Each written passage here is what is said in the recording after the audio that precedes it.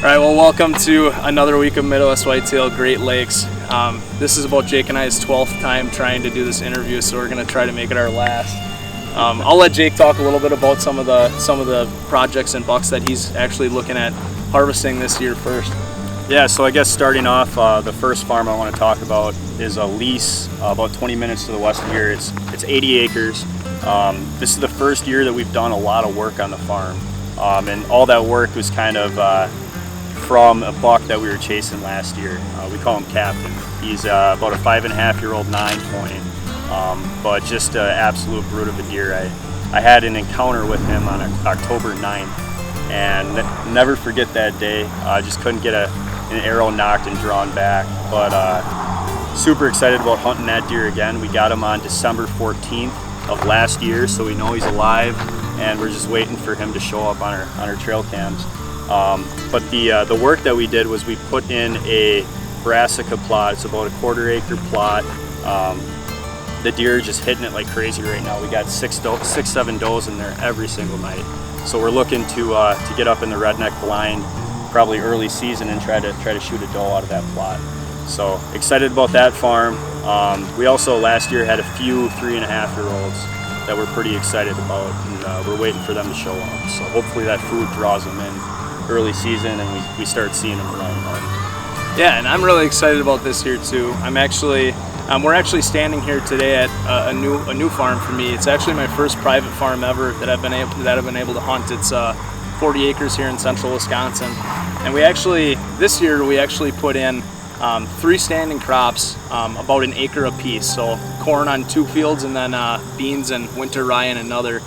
And really what we're looking for here is just to provide the food source for all year. So just late season, we got a couple of green plots, and actually down into the river down here, we've actually got a clover plot that was we just put in a little kill plot down there. Jake and I went down in spring, frost casted some in, and kind of like what you guys have been following Jared doing, we don't have a ton of equipment to get back and go into these really remote areas. So we're just doing this with just spreaders and watching a lot of videos to try to learn how to do it, because we are new to it too. But I'm really excited about this farm for one particular reason, and that's a buck that Jake nicknamed Squiggles. Squiggles we believe to be a 3.5 to 4.5-year-old deer.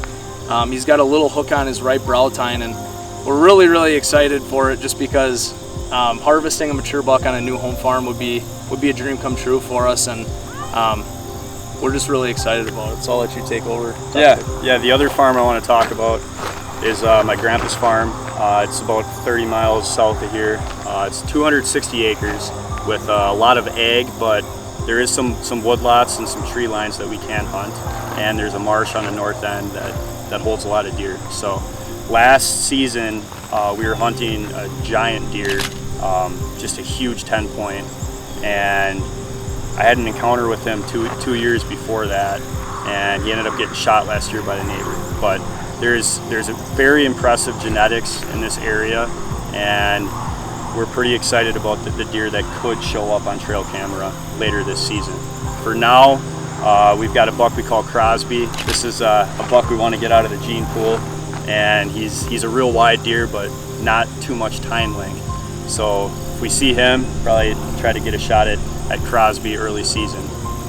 There's also a few 3.5-year-old deer that look real nice, and we're hoping hang around the farm as well. So excited for that opportunity to come. And to wrap it up, one thing you guys might see from Jake and I this year is we might tap into a little bit of public land hunting. For any of you that have ever hunted in Wisconsin, you know that the hunting pressure here is pretty large. There's a lot of these public lands get pressured, and one thing that we do to get away from people and just get away from the pressure is take canoes in and get really creative with our access. So you guys might see some of that this year. We don't have any bucks to show you on the public land side right now, but just wait, because there'll be more coming. Other than that, thank you guys for tuning in to another episode of Midwest Whitetail, and we look forward to seeing you next week.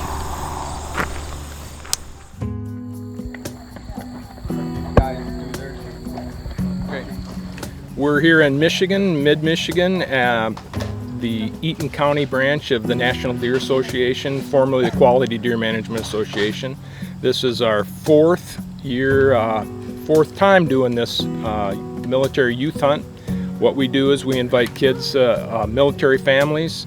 We get some Gold Star kids in here, a lot of kids that their parents are active military and National Guard perhaps, or they may even be deployed. But boys and girls alike, and up to 16 years old is what they're eligible for on this hunt. Michigan actually has a youth hunt, which was last weekend, but due to logistics, we weren't able to get this campground where we hold this. So we moved the hunt to the following weekend, or this weekend, and Michigan has an early antlerless season, which is run on private property only. One of the nice benefits of this is that the kids aren't limited on how many deer they can shoot. Basically, it's up to 10 deer if they'd like. Some of the properties we're going to be on actually need heavy antlerless harvest, so this is a win-win for everybody. The kids, the people that are hosting us on some of these properties. I'm actually hosting 2 kids on my property, 19 acres just north of here. The kids all come in on Thursday afternoon, get all checked in, meet their mentors, meet the staff that are working to put this thing together. They get their sleeping arrangements squared away. We go and we have a nice dinner, and last night we did some fishing in the lake over my shoulder here and caught some bluegills. One of the boys caught a bullfrog that was probably good 12, 18 inches long, and just had a really good time. They chased each other around with silly strings. We give them a bag full of fun stuff, silly strings and lighted wands, and they ran and tore and played games, had a good old time until it was lights out. Reveille this morning was at 6 o'clock. We had a full schedule of things for them to do this morning. BB guns, archery, we did a blood trailing exercise for them, and we also had somebody teach them deer anatomy, shot placement on a deer over here, a decoy.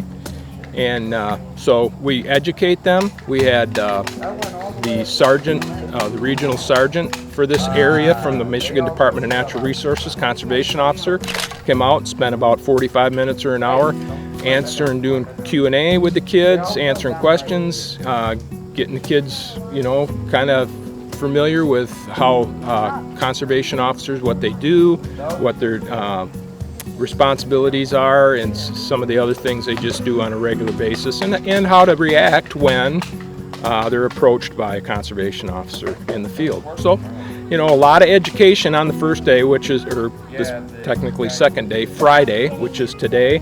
Tomorrow morning, we'll roll them out at 4:45 in the morning.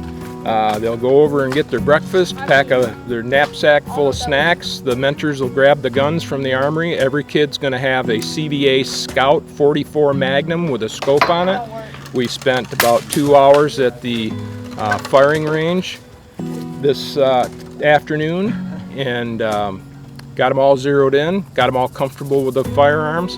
Some of the kids have actually been here before, and so they knew what to expect, but a lot of the kids are new. So anyways, tomorrow morning we'll be sitting in blinds waiting for some antlerless deer to walk by and get these kids an opportunity to shoot some deer. Everybody's excited about the morning, and the mentors and the mentees alike, and we'll for sure probably kill a pile of deer. So it's a win-win all the way around, giving some of these kids that wouldn't otherwise have an opportunity to deer hunt, a great opportunity to learn to hunt with a seasoned hunter on private property. And so, like I say, win-win for everybody.